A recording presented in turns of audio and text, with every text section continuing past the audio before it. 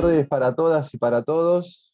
Un placer estar de nuevo reencontrándonos en el ciclo de charla debate, el último que tenemos este año, en el 2021, así que es un placer poder terminar con estos tres invitados que son un lujo.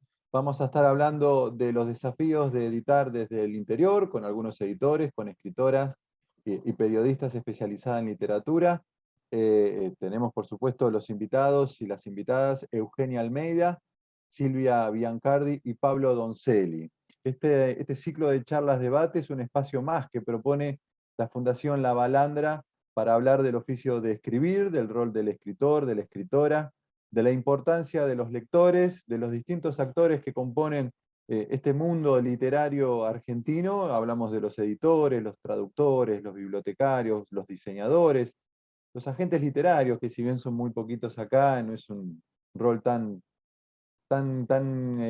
masivo o tan instalado como por ejemplo en España. En el agente literario hemos tratado de debatir en este ciclo de debates que hoy, reitero, se está concluyendo en este último encuentro del 2021. Antes de dar paso formal al debate y a la charla, le voy a dar la bienvenida a David, el técnico de la sala, que nos explicará un poco la modalidad del encuentro, cómo vamos a funcionar, y va a repasar también la agenda que tiene la Fundación La Balandra para las próximas semanas. ¿Cómo estás, David? Buenas tardes para vos. Hola, buenas tardes para todos y todas. Gracias, Gastón. Bien, la modalidad es la que venimos usando siempre, que es que mantenemos nuestros micrófonos silenciados hasta el momento en que Gastón nos indique, y en ese entonces vamos a poder interactuar con los invitados. Quien no tenga posibilidad de activar su micrófono, o en realidad quien tampoco puede incluso no animarse, ¿no? Le pedimos que deje sus consultas a los invitados o a Gastón en el chat. Ahora sí paso a recordarles nuestras vías de comunicación, ¿sí? Son los canales que pueden ver. No me están viendo. Pero te escuchamos perfecto. ¿Me escuchan perfectamente? Sí, te Bueno, escuchamos. Sí. ahí está, ahora sí me ven. Ahora sí ven a mi costado que tengo las redes.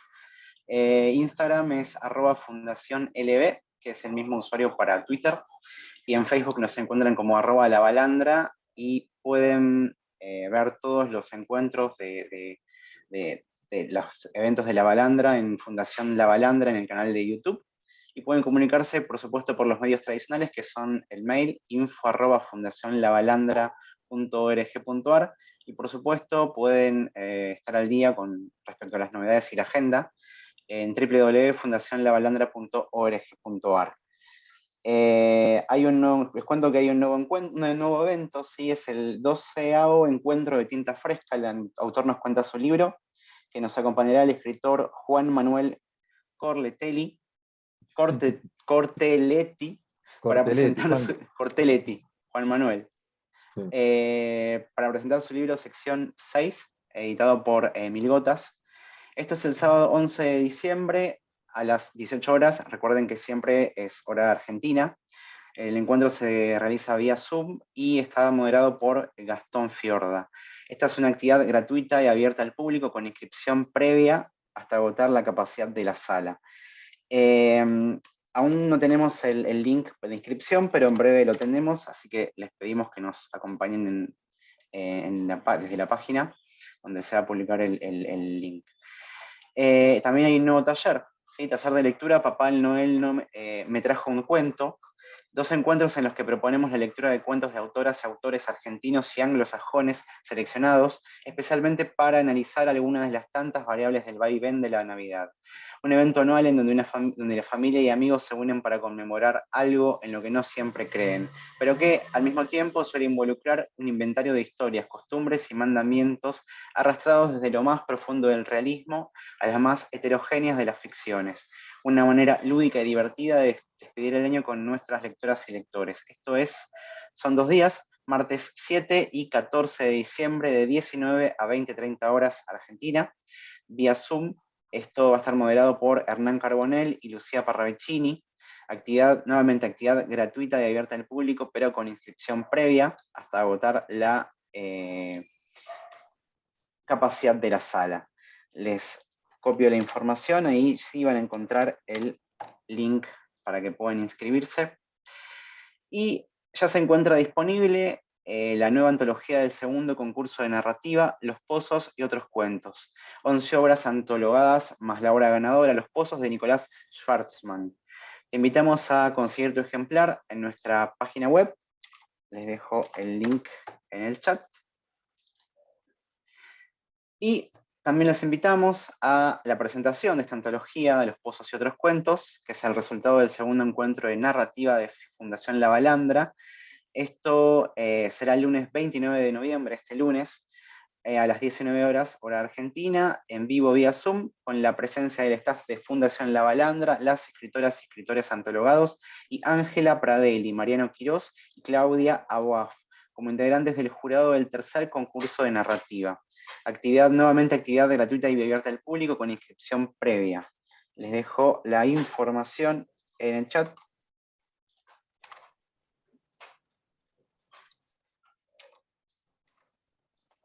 Bueno, en breve se las dejo.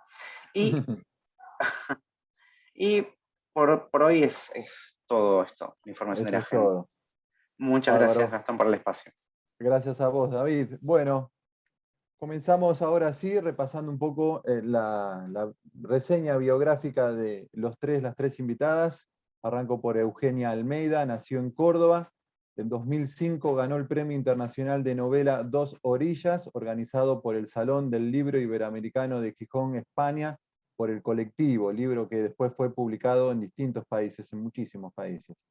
Su novela La pieza del fondo, publicada en Francia y Argentina, fue seleccionada como finalista del premio Rómulo Gallegos en 2011. En 2015 publicó el libro de poesía La boca de la tormenta, premio Alberto Burnichón, y La tensión del umbral, premio Transpusé, a la mejor novela hispánica publicada en Francia. Acá después Eugenia me va a tener que decir si pronuncié bien, entiendo que es un término en francés.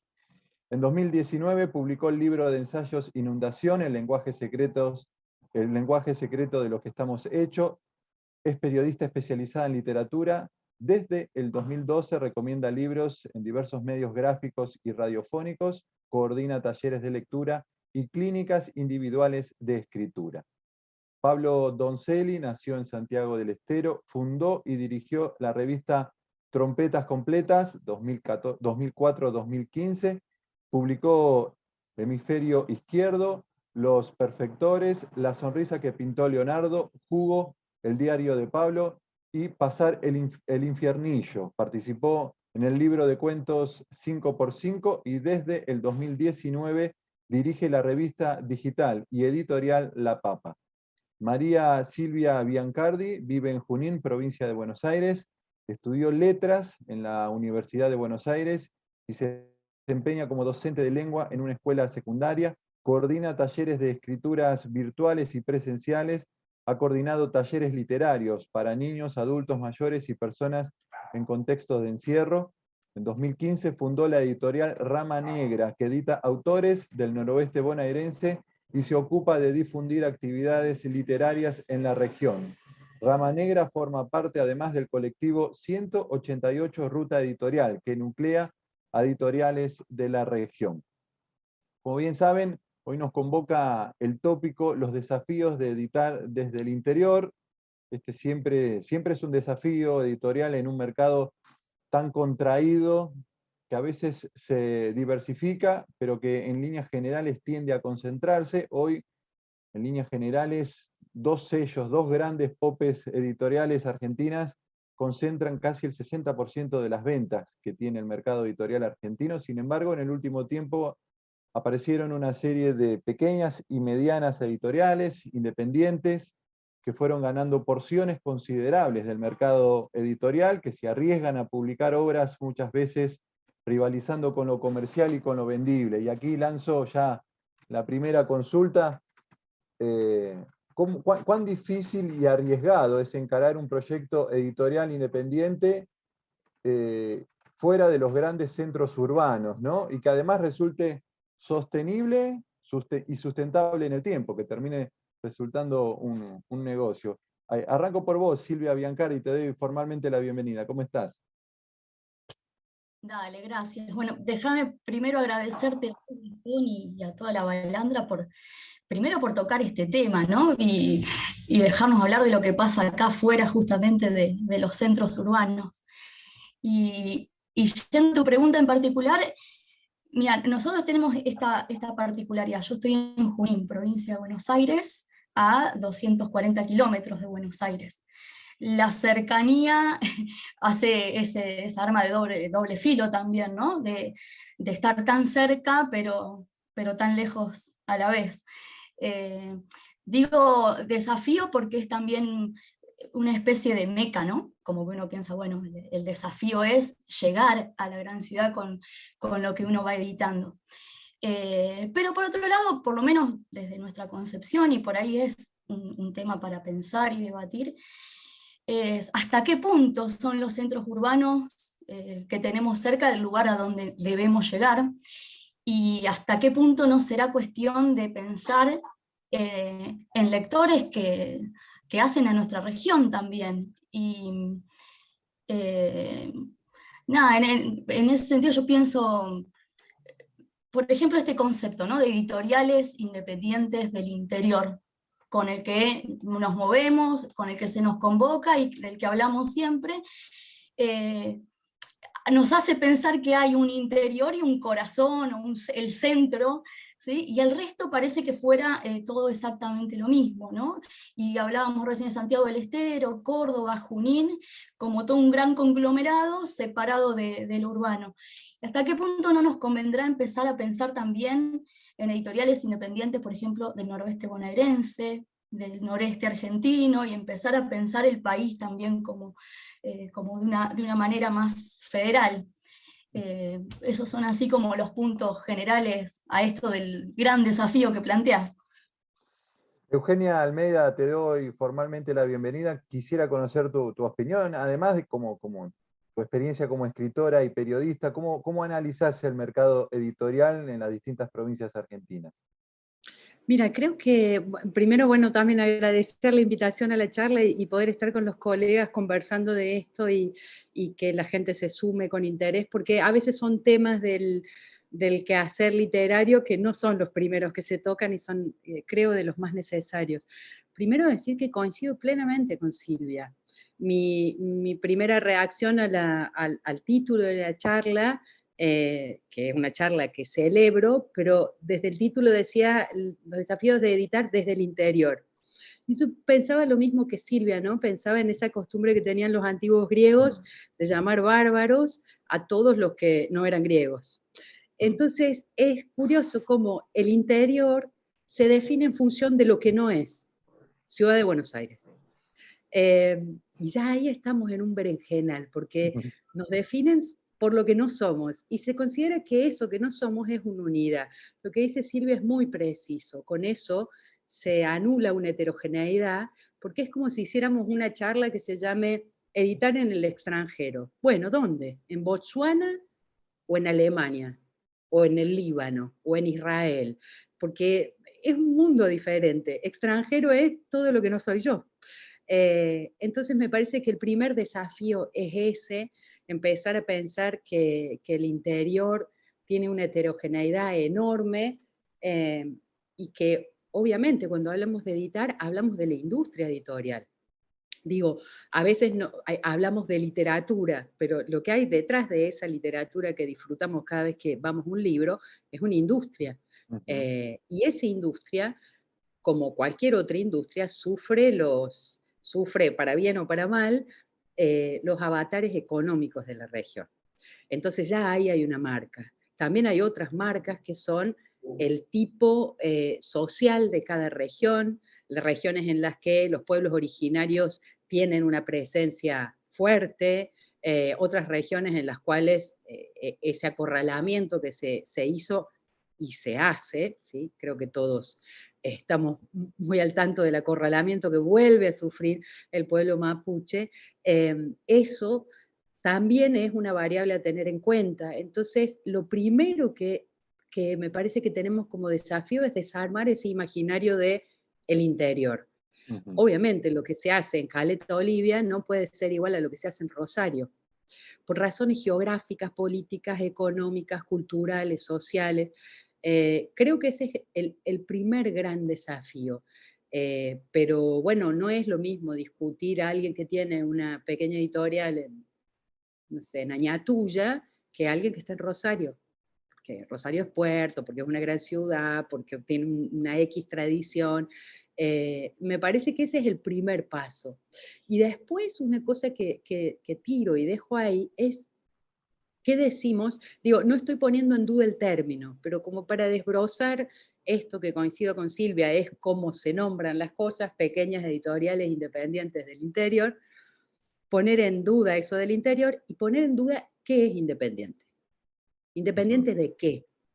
De los grandes grupos, como decías vos, digamos, de estas dos grandes empresas que son Penguin y Planeta, son dos grandes grupos transnacionales, independientes ideológicamente, independientes económicamente, independientes del mercado. Es una palabra que usamos mucho, claro, que todos creemos que sabemos lo que es, pero ahí hay un significado que me parece que tendríamos que volver a pensar. ¿Por qué decimos independientes? Pienso en la palabra independiente, quizás porque hay una búsqueda que me parece que va más a rescatar aquello que no es lo netamente comercial, que a lo mejor las grandes editoriales sí, como bien lo decías vos, Eugenia, es un mercado y maneja las reglas de mercado, el mercado editorial, que nos resulte más simpático porque genera un contenido que muchas veces nos resulta agradable, no se nos puede escapar que de fondo maneja reglas que son económicas, comerciales. Y creo que las editoriales que hoy tratamos de debatir aquí, persiguen, me parece a mí, ¿no?, otros objetivos, no solo los comerciales que deben estar, porque todos los proyectos deben ser sostenibles, sustentables, de eso se trata, ¿no? Pero me parece que hay otro vínculo con los autores, con la obra, con la selección, ¿no? Quizás no hay esa búsqueda o no tienen ese primer objetivo de pensar la obra si va a vender o no va a vender, ¿no? Sino me parece que se permiten analizar otros aspectos de esos contenidos.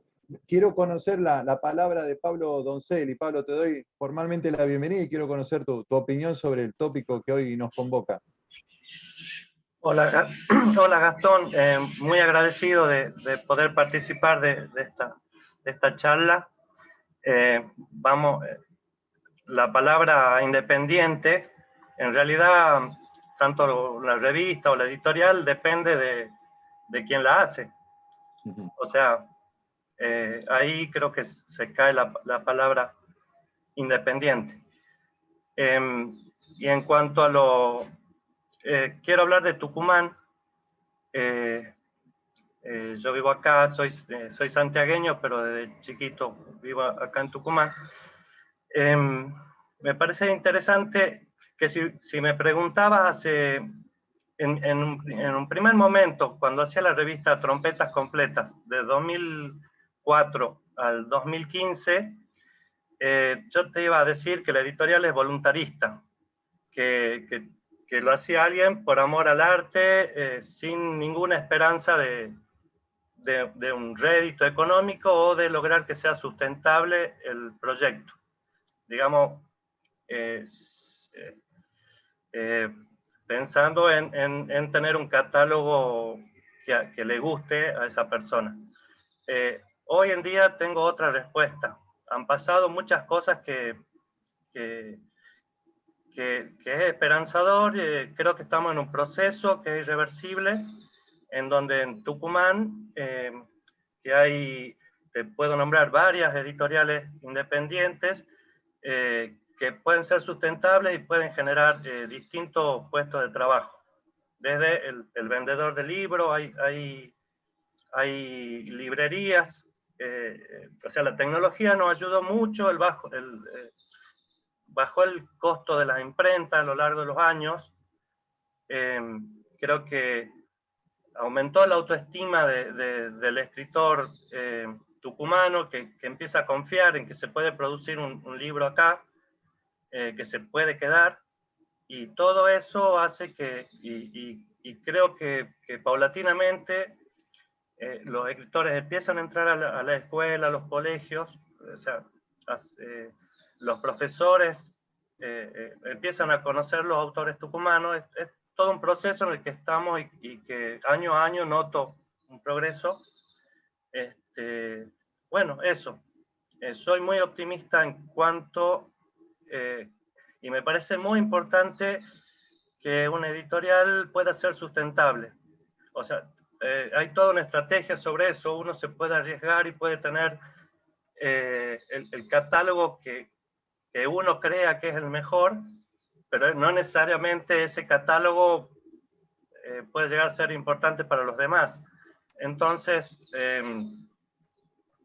creo que cada 3 libros, en el cuarto hay que tener un acierto que banque los otros libros. Y bueno, eso. ¿Vos qué te fijas, Pablo, a la hora de decidirte por editar una obra o a un autor? ¿Qué es lo que en qué te fijas?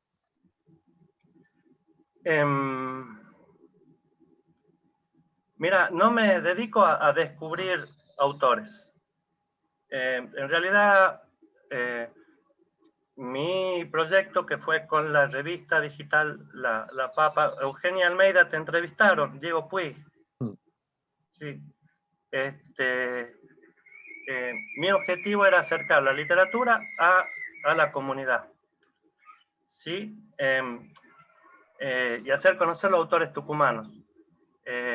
Por eso, digamos, las dos primeras opciones fueron una, el Puente, un libro que juntaba 25 autores, desde Elvira Orfé, Juan José Hernández, Tomás Eloy Martínez y autores que tendrán 30 años ahora. Esa selección la hizo Fabián Soberón, no la hice yo. Yo fui el gestor de todo el trabajo de Fabián Soberón. Y el segundo libro fue una deuda que tenía Tucumán, que es la trilogía de Eduardo Perrone, un escritor que tuvo su éxito en Buenos Aires con Peso Común. Sacó 3 novelas y después volvió a Tucumán y falleció como indigente hace 10 años. Que también fue de eso después capaz que me gustaría contar, porque 2 editoriales independientes publicamos en junio de este año las obras de Eduardo Perrone. Es como que la sociedad tucumana recién estaba lista para poder eso que hacen los escritores, pintar la aldea, y él no la pinta demasiado bien. Vuelvo a vos, Eugenia. ¿Sentís que faltan o que existen políticas públicas que favorezcan o que de alguna manera acompañen y apoyen los emprendimientos de las editoriales en los distintos puntos del país? Ese es el otro tema que urge, ¿no? Políticas públicas por parte del Estado de protección de toda la cadena de producción. A veces nos cuesta a todos, periodistas, culturales, escritores, editores, libreros, a decir que es una industria. Yo coincido con Pablo que cada tanto hay que pegar un batacazo. No sé, y lo digo sinceramente, no sé si en todos los casos los grupos tienen como primera prioridad. Cuando digo los grupos, digo estos grandes grupos transnacionales. La primera prioridad, tener una gran ganancia, porque de hecho publican cosas que a veces tiene que ver con prestigiar el catálogo y hacen la misma estrategia que decía Pablo. O sea, hay que cuidar que haya algo. Yo pensaba en la editorial que me publica a mí en Francia, que yo en Francia tengo una venta modesta, tiene un gran escritor de policiales que es Indridason, y cada vez que Indridason saca un libro nuevo y se venden 100.000 ejemplares, todos los escritores de ese editorial sabemos que esos 100.000 ejemplares van a financiar nuestras novelas, que van por otro camino. Entonces sale un nuevo libro de Indridason y es fiesta, porque Alegría. ahora, claro, se van a poder comprar otras novelas. Y me parece que hay también en una construcción de la literatura, de una idea de la literatura muy elitista, este prurito de hablar de producción, dinero, gastos, trabajo, y que el Estado es algo que tiene que cuidar. ¿Por qué? Porque si Pablo decía, bueno, cada tanto yo tengo que ver uno que tenga una repercusión para poder bancar el siguiente, o uno que uno dice, este es un librazo, pero va a tardar muchos años en venderse, entonces lo voy a sostener en mi catálogo, porque yo creo en este libro. Si las editoriales independientes en este imaginario que tenemos no se guían por lo económico, digo, sin que sea el primer factor, pero si no se guían por lo económico, solo van a poder editar la gente que tenga mucha plata, la gente que puede perder plata. Entonces ahí estamos atacando directamente la bibliodiversidad, que es la misma protesta que hacemos los escritores, digamos, si no hay políticas estatales de protección de los escritores, solo pueden escribir aquellos que tienen tiempo libre o viven de rentas. Entonces, dentro de 15 años, no, todos los libros van a ser, como en el siglo XIX, que escribían los señores varones heterosexuales blancos que se habían educado en Francia, y eso era la literatura.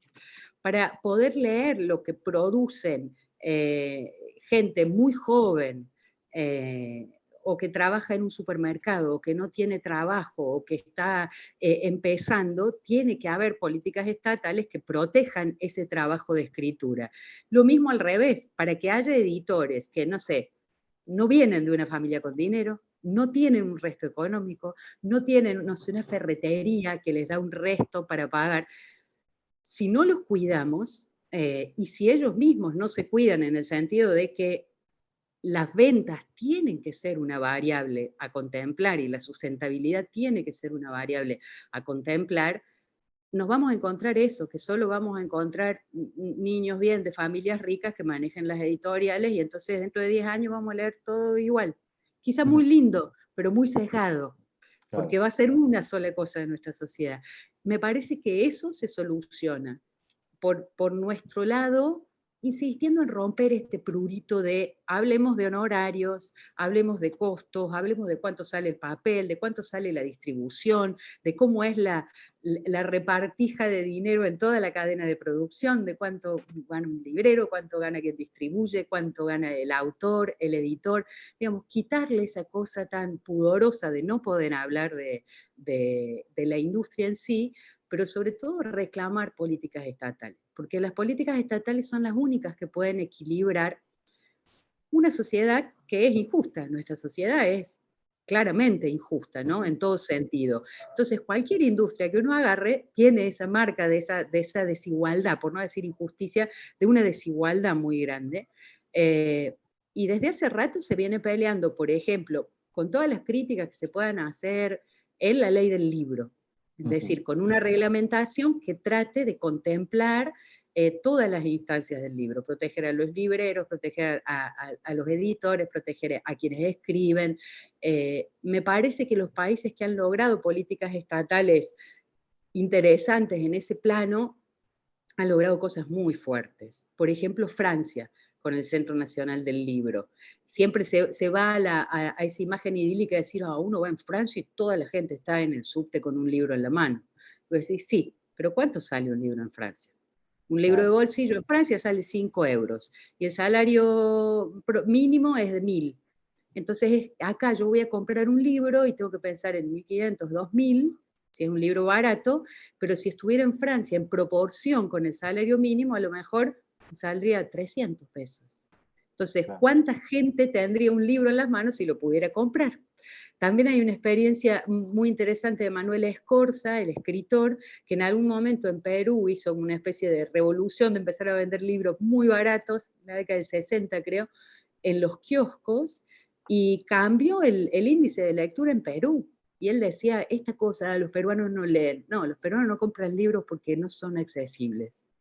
Entonces ahí me parece que una ley puede ser esta, puede ser otra, digo, en detalle la podemos discutir.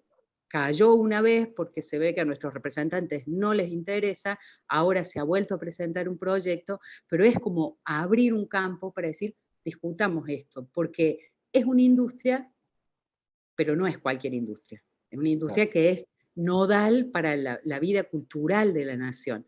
Entonces, lo primero es eso, políticas culturales del Estado, tiene que estar garantizado, es como la educación, de hecho es parte de la educación, como la salud, digamos, el acceso a la cultura, no solo a consumirla, sino a poder producirla, tiene que estar garantizado para todos.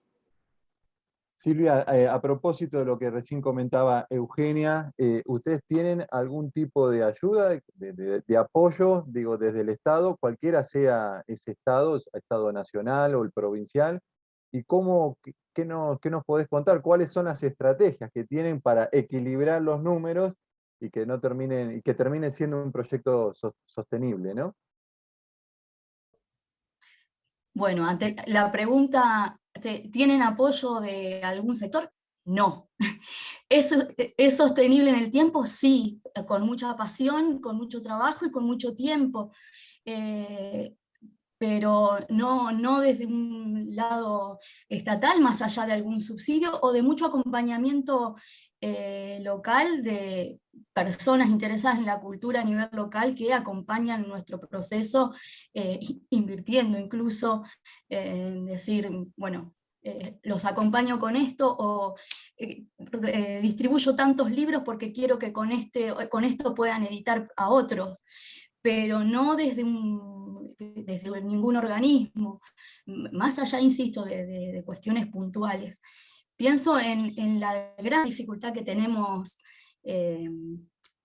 por lo menos nosotros en particular, que es el de la distribución y los costos que implica para nosotros distribuir libros.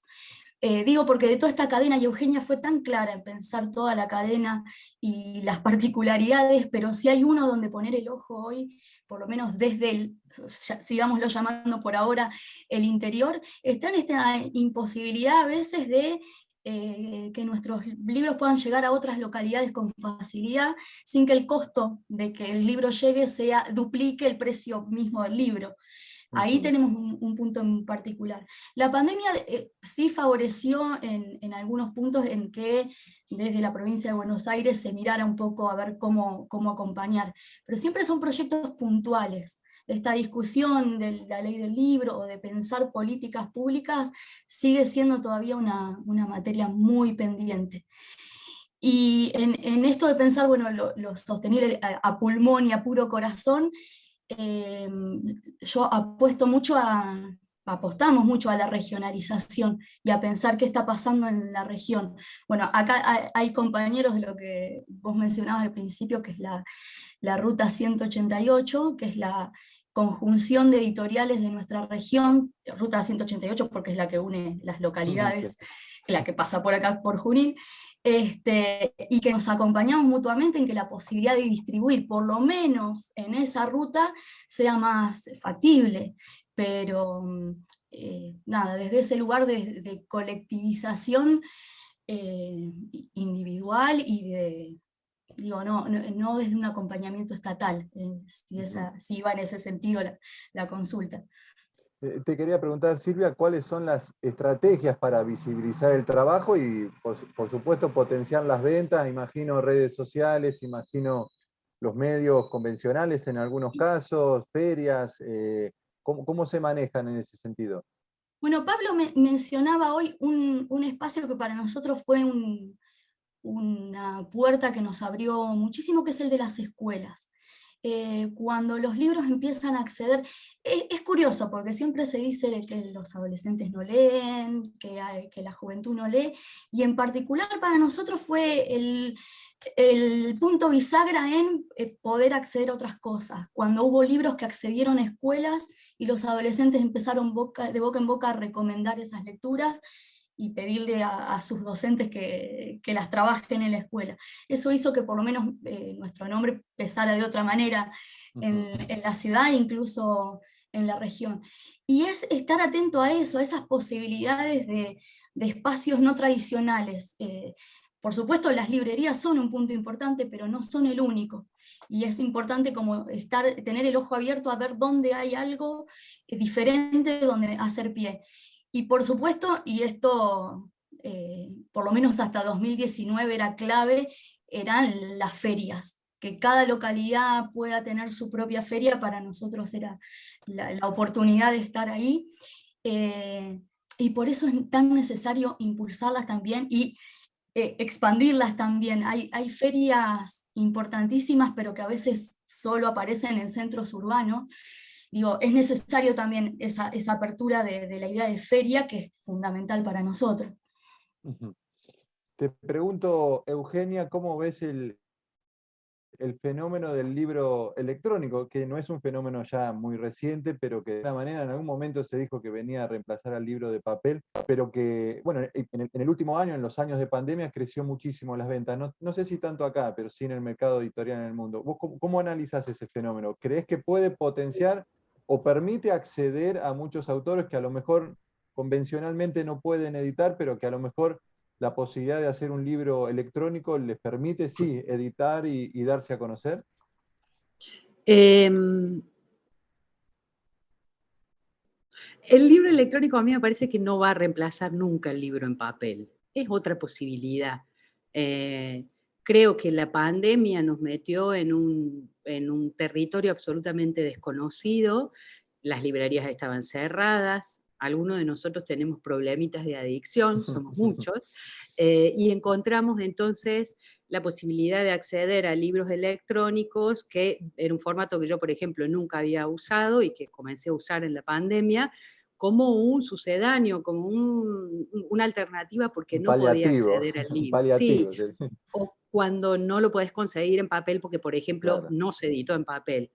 Pero ahí en tu pregunta, el hecho de, ¿crees que eso puede servir para publicar a autores que si no, no llegarían a publicarse? No lo sé, porque los libros electrónicos legales, digamos, lo que no es piratería, que es otro gran tema para hablar, porque vulnera, o sea, destroza esta cadena y vulnera el trabajo de todos nosotros, que eso es otra cosa. Un libro electrónico no es que te lo puedes publicar vos, también lo publica una editorial. Entonces no sé si sirve como una alternativa para dar a conocer a alguien que no se publicaría en papel, salvo que sea una editorial, como han surgido últimamente, que solo hagan libros electrónicos. Pero viste que está esta plataforma de Amazon Book, que la gente carga su libro ahí y lo pone a la venta de alguna manera. Sí, me parece que son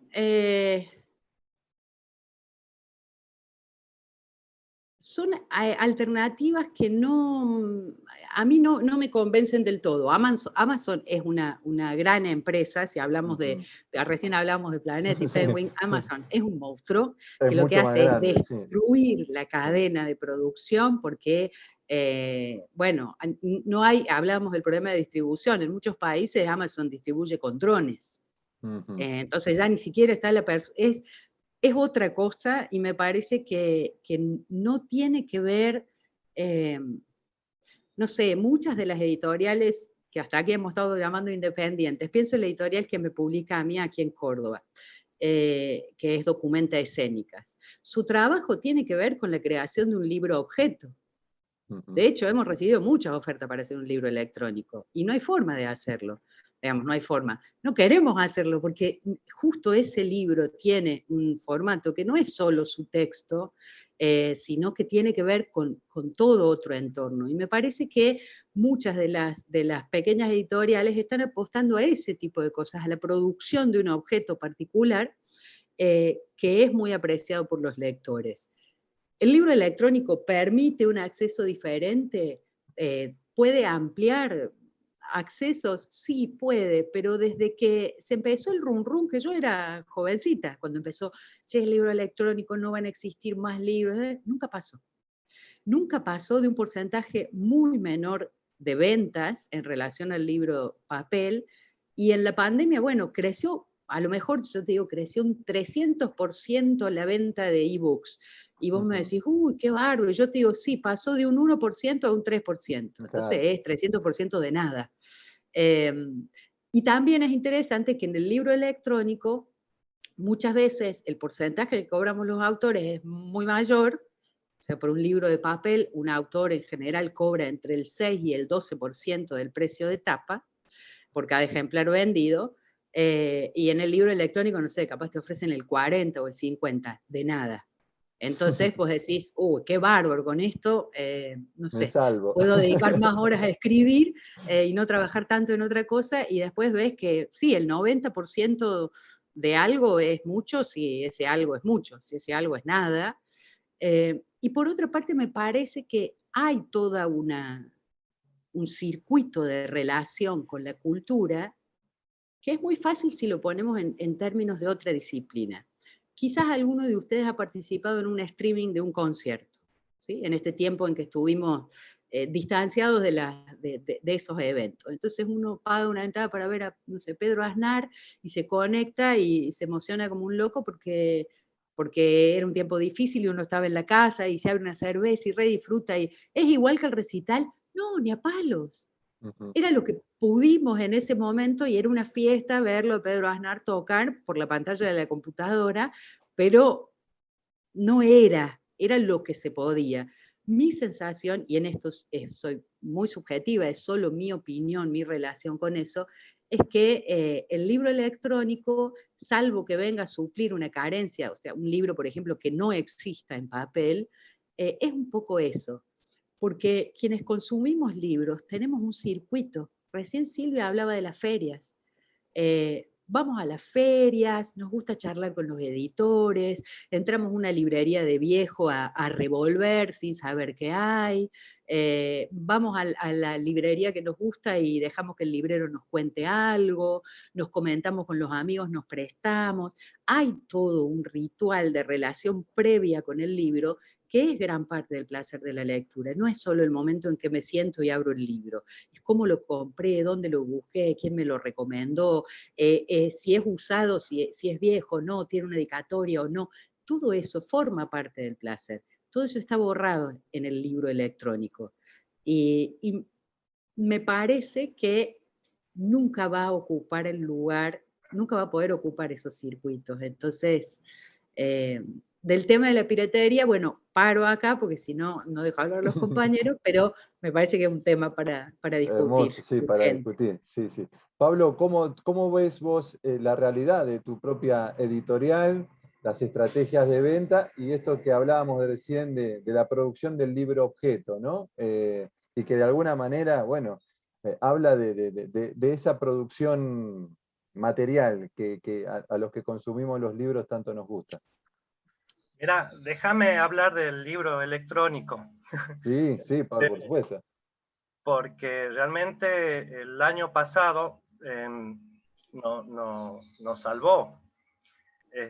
Nosotros hacemos la revista y pagamos las columnas, que es, digamos, no es que pagamos las columnas, sino que hacemos de medio entre la sociedad y quien piensa, las trabaja y comunica las distintas notas de la revista.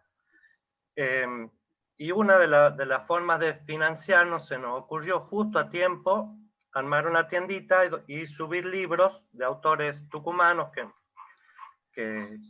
nos acercamos, y con una comisión del 50% para la revista y 50% para los escritores. Llegó la pandemia y realmente, me incluyo, pensaba que se acababa el libro de papel. O sea, en ese momento que estábamos confinados, y bueno, ¿se acuerdan que eran las noticias la gente comprando papel higiénico desesperadamente? O sea, también pasó con el libro digital, digamos, o sea, el papel higiénico y el libro digital. Hubo como Van de la mano, ¿no? De alguna manera.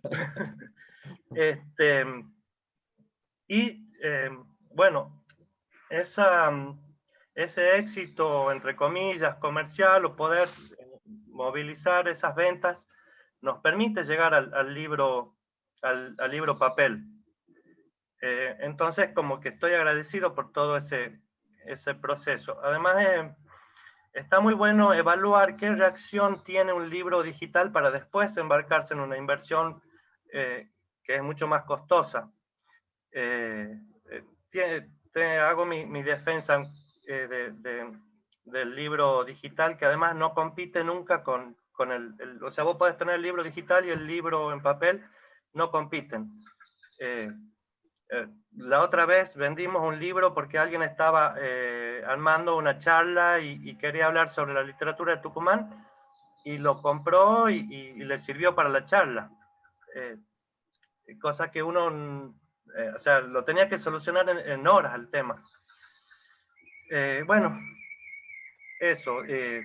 Y sí, los libros digitales fue una escala para llegar a poder producir libros en papel. Abro el juego ahora y agradezco a la gente que hoy participó, se inscribió, llenó el formulario y está presente acá. Le abro el juego a David para que me diga si hay preguntas y empezamos a abrir el micrófono para que la gente comente o le pregunte a nuestras invitadas e invitado lo que le parezca. Hola, sí. No tenemos preguntas escritas, pero lo que vamos a hacer es pedirles a quien tenga preguntas para ser los invitados que levante la mano, ¿sí? Mediante el iconito que se encuentra y de manera ordenada, y le damos lugar al micrófono.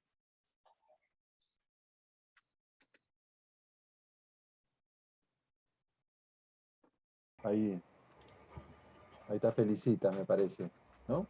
Veo la mano de Felicita. ¿Querés abrir el micrófono, Felicitas, y preguntar?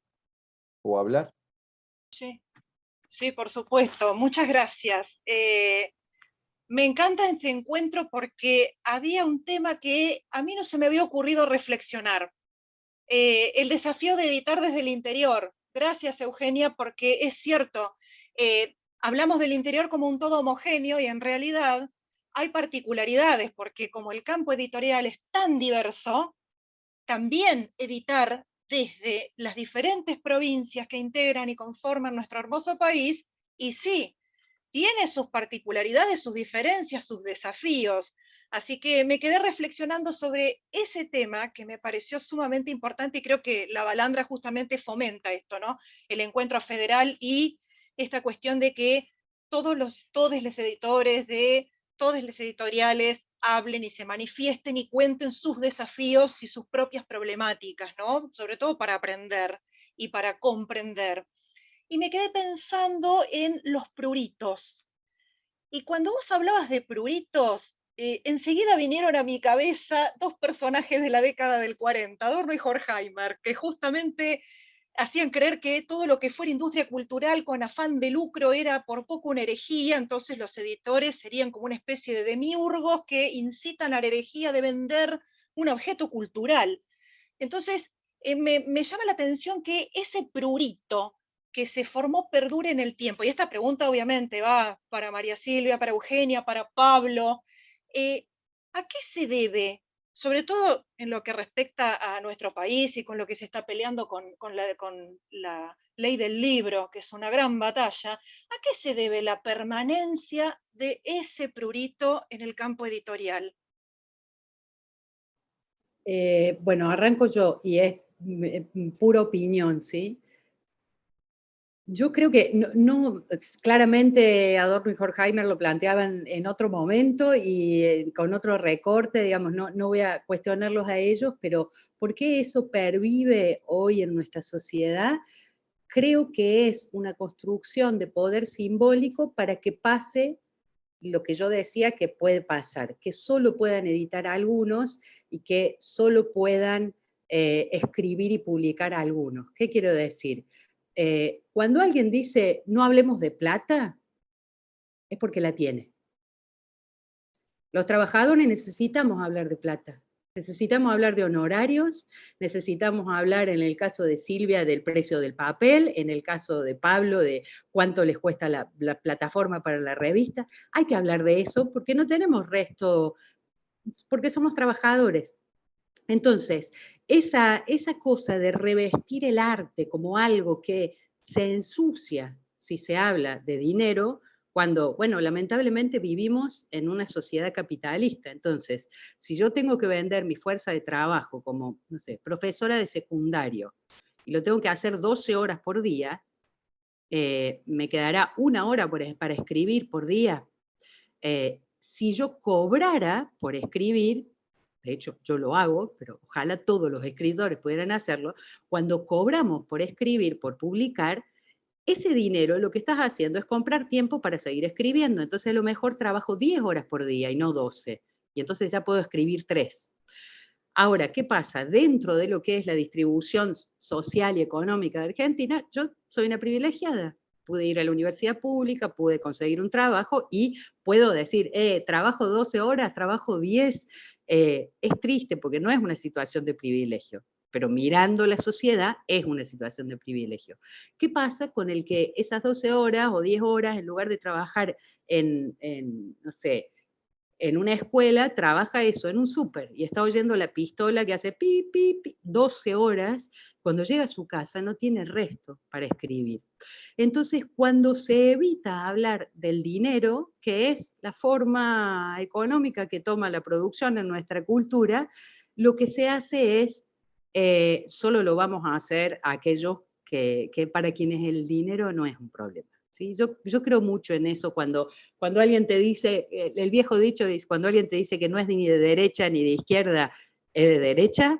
Bueno, el viejo dicho de cuando alguien te dice no hablemos de plata, es porque tiene.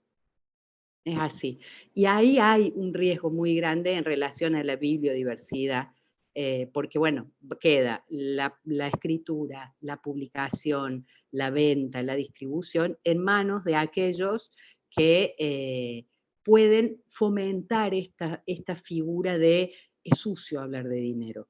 Por otra parte, la consecuencia que hay es una convicción en la sociedad de que el trabajo cultural no vale.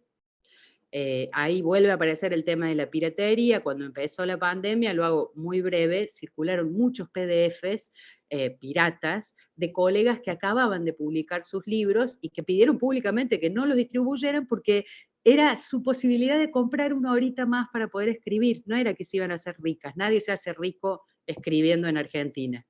Y hubo ahí una reacción muy violenta por parte de las personas que admiraban la escritura de estas escritoras, fueron fundamentalmente mujeres, las escritoras, muy violenta de decirles, esclavas del sistema, ambiciosas, elitistas, la cultura es de todos. Y ahí hay un problema muy grande, porque yo creo efectivamente que la cultura es de todos, y debe ser garantizada para todos mediante, lo que decíamos antes, políticas estatales, no mediante la expropiación del trabajo de otro trabajador precarizado. Y ahí era muy violento. Mira, Felicitas, ayer me escribió una persona por Twitter, un oyente de la radio en la que yo trabajo, y me dijo, yo estuve recolectando cuentos de internet y quisiera editar un libro. ¿Cómo? No sé bien quiénes son los autores, pero quisiera saber si eso vulnera el derecho a autor. Y nosotros nos podemos agarrar la cabeza porque estamos en el tema o porque nos interesa el tema, pero yo le escribí y le dije, querido señor, es como si usted me dijera, fui a la plaza, había una bici re linda, la bici estaba sola, me la llevé, ¿la puedo regalar o vender? Y el hombre entendió enseguida, se rió, me dijo, claro, ahora entiendo. Y entonces le decía, usted no puede publicar nada que no haya escrito usted si no contacta al autor o a la autora y acuerda una retribución por eso. Y eso es muy fuerte, porque cuando vos le decís a alguien, vos irías no sé, a la mueblería y dirías, esta mesa es la producción cultural de la madera de mi tierra, y yo la voy a usar en mi casa, y vos vas a estar feliz de que yo coma arriba de la mesa, que vos... Y la gente se ríe y dice, no, es lo mismo, vos tendrías que estar emocionado de que la gente quiera tu libro, decís, son horas de trabajo, que no es reconózcanme lo que ya hice, es necesito la posibilidad de volver a hacerlo. Por eso necesito cobrar por mi trabajo. Detrás de esa idea de está mal vender, bueno, también está en algunos circuitos, ¿no? Hay algunos académicos que consideran que si algo se vende mucho es malo.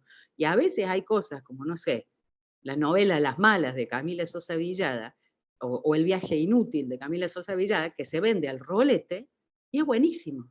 Entonces no puede ser la variable de que, porque lo que hay en el fondo de eso es, la gente es bruta. Si muchos lo quieren, es malo. Pues decís, ¿qué hay atrás de eso? Elitismo. Elitismo, o sea, solo la cantidad de gente que le interesa eso te da la conclusión de que es malo. Y en eso lo decíamos hace un rato, a veces los grandes grupos no sé, Tusquets es parte del Grupo Planeta y acaba de sacar Olimpia, la nueva novela de Bettina González, que es buenísima, y que podría haber salido en cualquier editorial independiente. Yo creo que atrás de eso está eso, pero bueno, no sé qué piensan Silvia y Pablo. Si me dejás agregar algo, lo que pasa es que Eugenia, sos tan clara en lo que decís, que me quedaría más que nada escuchándote, pero pensaba, tratando de responder a Felicitas, ¿no? En esta dualidad que tiene el libro, y llamémoslo mercancía, porque no deja de ser eso, pero tiene esta dualidad de ser un objeto económico, una mercancía, y a su vez un objeto cultural, ¿no? Esto de que el libro tiene también es la herencia cultural de una localidad, de un país, de un universo, de una época tal como la conocemos. Y creo que esa es la dualidad que confunde, cuando se sopesa y se reconoce este rol que vos decías, Eugenia, esto de la difusión de lo que dice el autor, pero se olvida que detrás de eso lo que hay es una mercancía que incluye costos de producción. Creo que ahí está el gran problema. Y ahí me pone a mí en un doble juego. Yo soy docente también. Y ahí hay un montón de cosas cuando vos planteás lo de la piratería y demás que a mí me entran así como en contradicción, porque por un lado, en mi trabajo editorial, esto lo tengo clarísimo. Ahora, como docente, yo sé que en las escuelas es muy difícil pedir la compra de libros, por ejemplo, porque lo que decías al principio sobre el precio de los libros. Y volvemos siempre a lo mismo, a dos soluciones posibles. Las políticas públicas que acompañen esto, son pocos los libros que llegan a las escuelas. Y por otro lado, la formación docente. Muchas veces nos pasa que los colegas docentes todavía no han entendido este doble juego, esta dualidad de lo económico y lo cultural en el libro, y se lo ve como un objeto, un material de trabajo, que entonces va a ser igual en cualquier formato. Pero digo, la formación docente no nos habla de derechos de autor, no nos habla del libro como mercancía, no aparece. Es más, los docentes se forman estudiando de fotocopias, o ahora, bueno, eso era en mi época, de libros digitales, o de PDFs, para ser más moderna. Digo, bueno, hay también, y ahí otra vez, son las políticas públicas las que nos pueden acompañar en eso. Es muy difícil, si no, ir docente por docente a plantearlo. Eso. A mí me gustaría agregar eso sagrado del libro. Es como que alguien lo piensa dos veces antes de subrayarlo, o bueno, algo más social ahora que, digamos, cuando ahora se ven contenedores con libros, o sea, alguien que atesoró una biblioteca y llega a los descendientes y ese dilema de qué hacer con esos libros. O sea, por eso la plata es algo sucio, digamos, si lo tomamos al libro como algo sagrado. Creo que un poco venimos y algo heredado de eso, y que creo que por suerte es algo que se va diluyendo. Bárbaro. Gracias, Felicitas, ¿eh? Bien, podemos continuar con Hernán.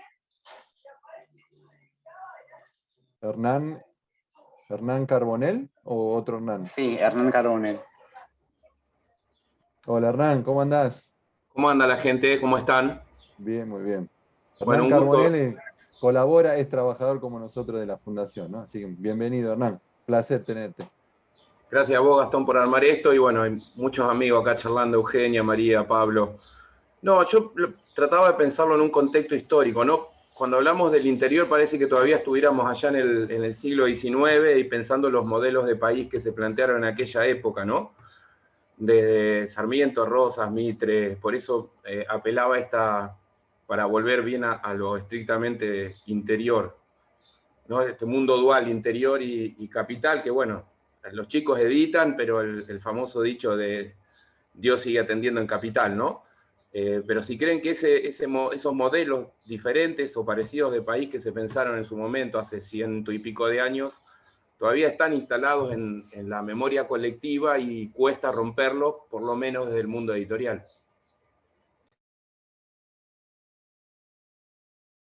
A cualquiera de los tres, ¿no, Hernán? Bueno, arranco yo muy breve. Sí, rigen totalmente, rigen en todo, civilización y barbarie.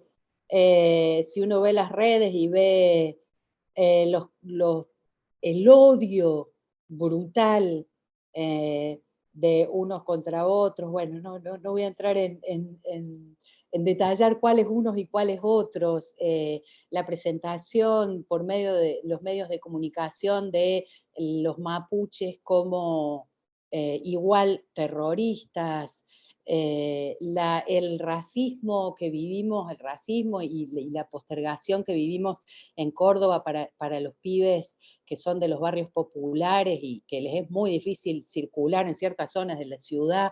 Acá hay una marcha que se hace muchos años, que es la marcha de la gorra, que son los pibes que son detenidos por tener cierto color de piel y andar con la gorra puesta, con una gorra.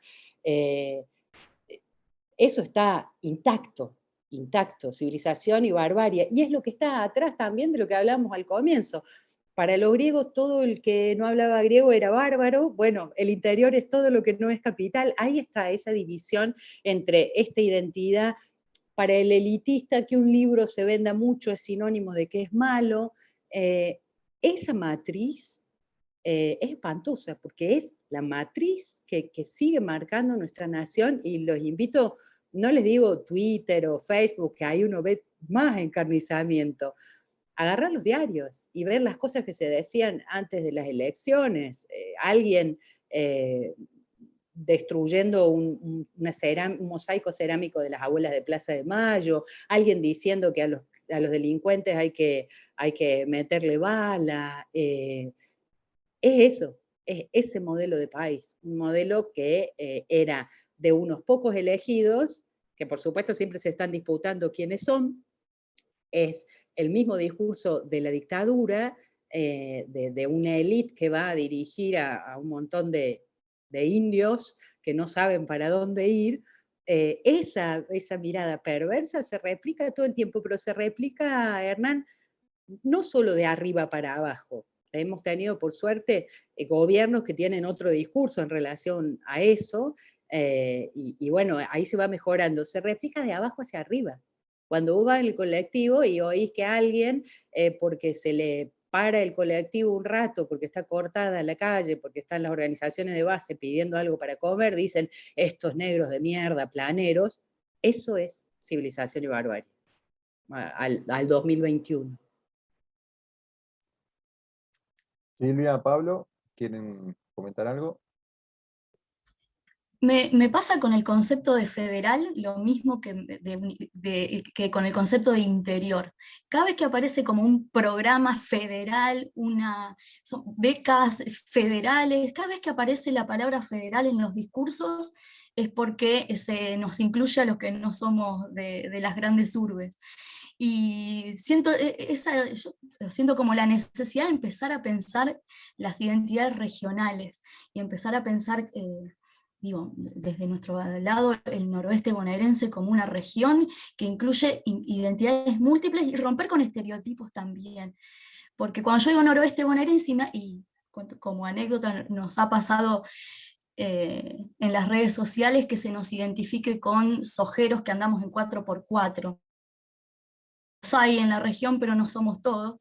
Digo, necesitamos romper con eso y saber que por ejemplo, que nuestra región está llena de sojeros con 4x4, pero también con comunidades mapuches que se reivindican como tales, que nuestra localidad, por ejemplo, tiene unidades penitenciarias y que las personas en contextos de encierro también pertenecen a nuestra ciudad, que somos también múltiples en cada una de nuestras regiones y que no somos estereotipos de esto es el noroeste bonaerense, aquello es el noroeste argentino, los cordobeses son así, romper con eso. Gracias, Hernán. Pablo, ¿vos querías decir algo? Sí. Sí, la Feria del Libro de Buenos Aires, el Consejo Federal de Inversión, que es algo federal y que recibe los impuestos de todos nosotros, de todo el país, gasta fortunas digamos, con la representación de cada provincia. O sea, pero fortuna. O sea, qué bueno sería si en lugar de ponerle a La Plata en la Feria de Buenos Aires, seguramente nos permitiría cada provincia tener una feria, digamos. O sea, tomo este ejemplo por la palabra federal que direcciona La Plata de las provincias al centro, digamos. Que, en este caso, cuando hablamos de Plata, acepto hablar de interior centro. Cuando es que, digamos, cómo se reparte el dinero, digamos.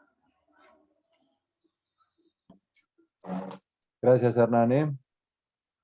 Vamos con otro, David, o con otra. Sí. Eduardo Arcuri. Eduardo. ¿Estás por allí, Eduardo? Está muteado, Eduardo, ¿eh? Tiene el micrófono. Ahí está, ahí está. Hola, Eduardo. Ahora estoy. ¿Qué tal? Hola, buenas tardes. Bueno, estaba así tomando nota de lo que se está hablando. Es decir, yo siempre trabajé como freelance para algunas editoriales que decidieron cerrar y otras que se fueron del país. Obviamente tengo que caer ahora en la autoedición, puesto que he quedado marginado con algunas otras editoriales. La pregunta en concreto ¿es rentable editar a través de editoriales de las que antes denominábamos vanity, esas editoriales chicas que no tienen cadena de distribución más que en la zona donde se desarrollan? ¿O es más rentable caer en una editorial de renombre con una cadena de distribución a nivel nacional y en algunos casos hasta internacional? No sé si fui claro con la pregunta. O sea, yo vivo y estoy de acuerdo con lo que decía Eugenia. Yo no escribo para hacerme rico, yo escribo sobre narrativa histórica, por ejemplo. Y no escribo para hacerme rico y tampoco soy una persona con capacidad económica como para poder financiarme mis libros y después regalarlos con un criterio, con un concepto de distribución cultural. El asunto está en cómo podemos resolver este tema los autores que necesitamos vender nuestro trabajo para poder seguir produciendo trabajo como el que vendimos.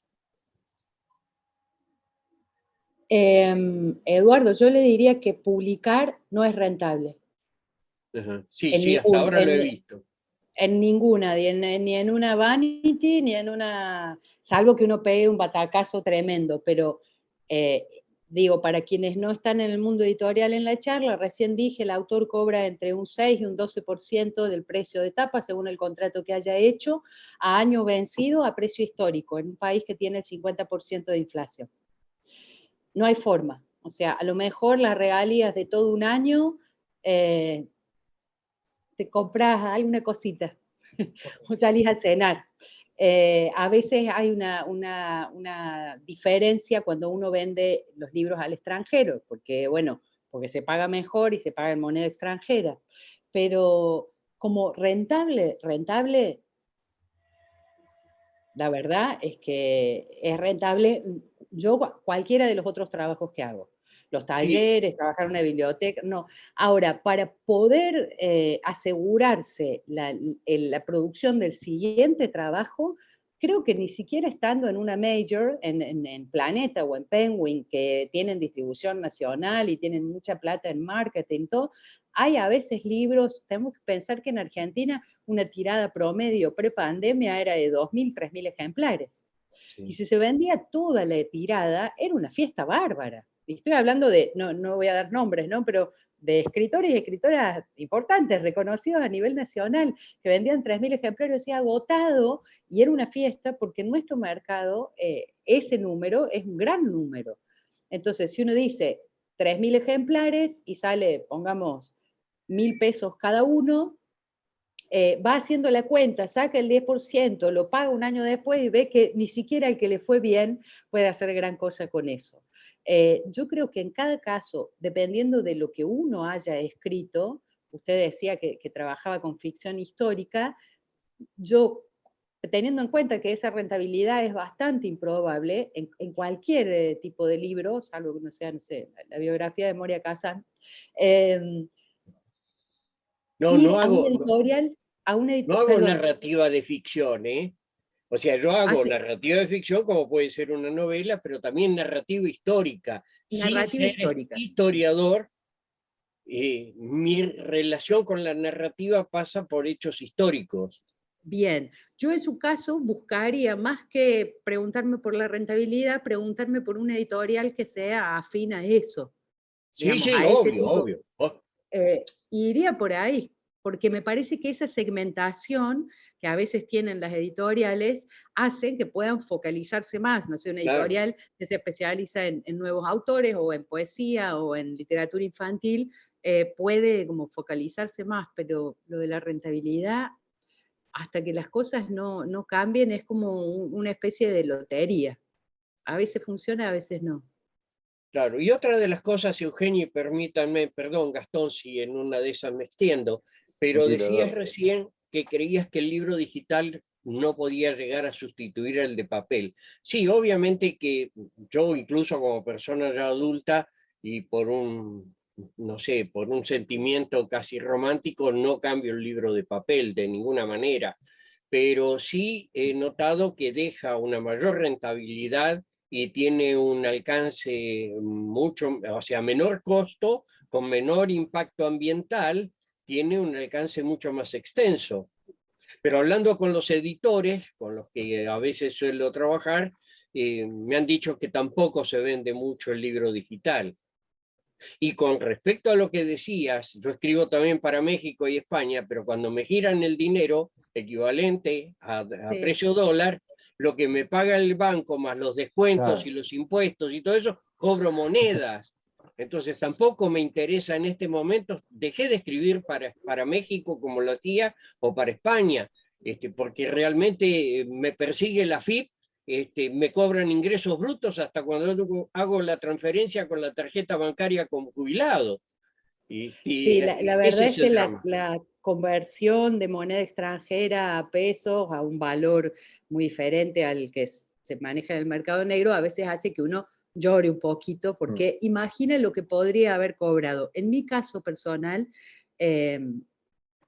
y es una posición muy personal, estamos en una situación económica como comunidad, como sociedad, muy complicada, con falta de reservas, y a veces hay que tomar medidas como esa, que son costosas y dolorosas, y lo digo porque he pasado por eso diciendo, ay no, esto, si pudiera cobrarlo en moneda extranjera es el doble, pero bueno, está también desdibujado que es el doble en un mercado negro, que se supone que es ideal, que se supone que es ilegal y que no debería suceder.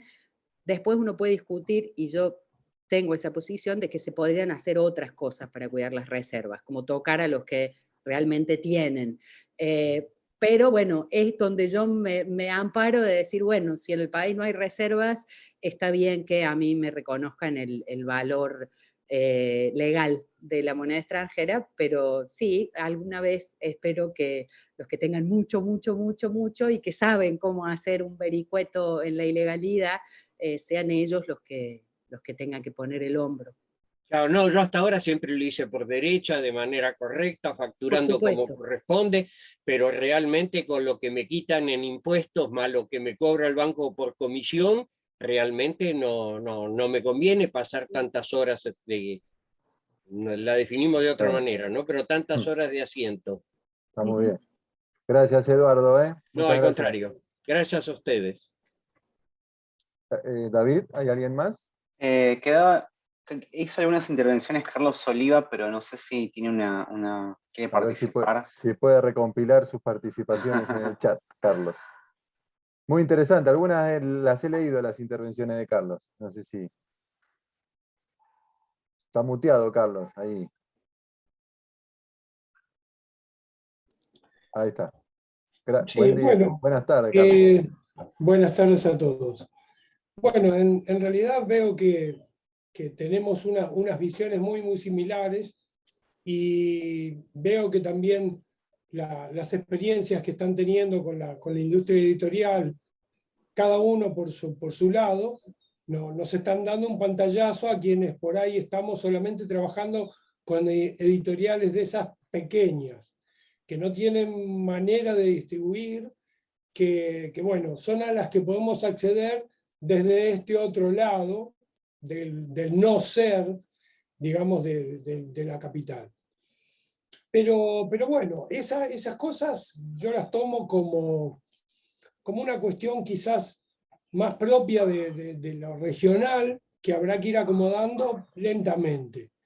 Y que por ahora lo que hago es seguir escribiendo, y cuando esas otras cosas se vayan acomodando de alguna manera, creo que todo va a ir saliendo a flote.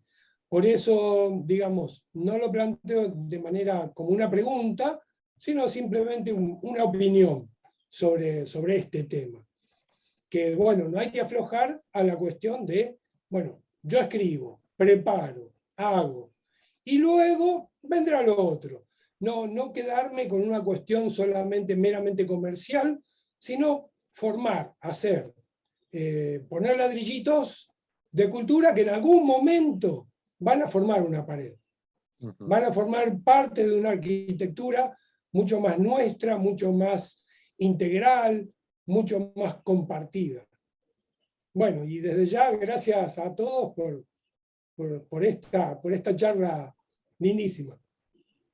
Gracias a vos, Carlos. Yo quisiera, perdón, Sí. retomar algo de lo que decía Carlos. Digo, en esta oposición, editoriales grandes, editoriales independientes, pequeñas, y parece, no me gustaría que quede la idea de, bueno, se accede a una editorial independiente cuando no queda otra y no se llega a las grandes. Porque creo que hay como, no sé, los que trabajamos así de manera independiente, tenemos un cuidado sobre la obra que no sé si va a haber en espacios donde los autores son muchos, donde, bueno, como hay otra masividad, ¿no? Y digo desde la experiencia personal, nosotros no hacemos más de 4 o 5 libros por año. Estamos trabajando en los 4 o 5 del próximo año. El cuidado de cada uno de esos libros, el trabajo que uno le pone, yo no sé si es tal en las grandes. Entonces digo, bueno, por ahí también pasa, digo, lo redituable no es el concepto mejor para pensar dónde editar. Por ahí no está mal empezar a pensar en estas cosas de, Eugenia decía esto de, bueno, pensar dónde mi obra tiene un lugar, dónde mi obra va a ser valorada como tal, porque responde a los criterios de esta editorial. Y creo que en eso, porque si no parece como que es caer en la editorial independiente, con esta frase poco feliz del caer en, ¿no? Y digo, no, reivindiquemos que el laburo de las pequeñas editoriales tiene que ver con también una selección pensada en otros términos que no son los de venta, y pensada por los que somos grandes lectores y que buscamos aquello que nos gusta leer, y que entonces lo vamos a recomendar como nunca. ¿Alguien más quería hacer algún comentario, alguna pregunta? Si no, vamos cerrando el encuentro de hoy. ¿Quedó alguien, David? Ahí No, creo, ¿no? Creo bueno, que no. Bueno, entonces paso al cierre. Pablo Donzelli, te agradezco muchísimo la participación. No sé si querías cerrar con algo, pero bueno, un placer escucharte, Pablo. Estás muteado, Pablo, ¿eh? Muchísimas gracias por la invitación. Te envidio a los pajaritos ahí de fondo, toda la charla, los pajaritos ahí de fondo fueron hermosos. Eugenia, un placer escucharte, la verdad. Abriste la cabeza de muchos hoy, y me incluyo. Te agradezco muchísimo, Eugenia. Muchas gracias a vos, Gastón, por la charla, por cómo la llevaste, gracias a los colegas. Ojalá nos volvamos a encontrar. Eso tiene de bueno la virtualidad, que podemos ahora juntarnos desde Tucumán, desde Junín, de Córdoba, Buenos Aires, hay gente de distintos lugares. Y muchas gracias a La Balandra por poner también estos temas sobre el tapete que muchas veces no están, y que necesitamos los trabajadores de la industria del libro hablar de eso. Así que muchas gracias. Muchas gracias, Silvia. También un placer escucharte y escuchar también la realidad de la editorial del noroeste de la provincia de Buenos Aires. No, bueno, gracias. Y digo, acá viene la parte cholula, ¿no? Porque a ver, soy seguidora de La Balandra desde la primera hora, amo estas charlas, participo siempre como oyente. Poder estar desde este lugar es un lujazo que me diste la posibilidad de tener. Y le agradezco, bueno, a todos los que participaron. Hay mucha gente conocida que, nada, le agradezco de corazón que se hayan sumado, porque sé que hacen el aguante siempre y que es lo que sostiene a estos espacios, el aguante. Muy bien. La charla se graba, como siempre, y después se va a compartir, esto pasó, ¿no? Se va a compartir en el canal de YouTube que tiene la fundación, así que no sé cuándo se subirá, calculo que en la semana ya estará lista, así que ustedes lo pueden rever, y para aquellos que no estuvieron hoy, lo pueden pasarle el link para que lo puedan ver y escuchar a nuestras invitadas y invitados.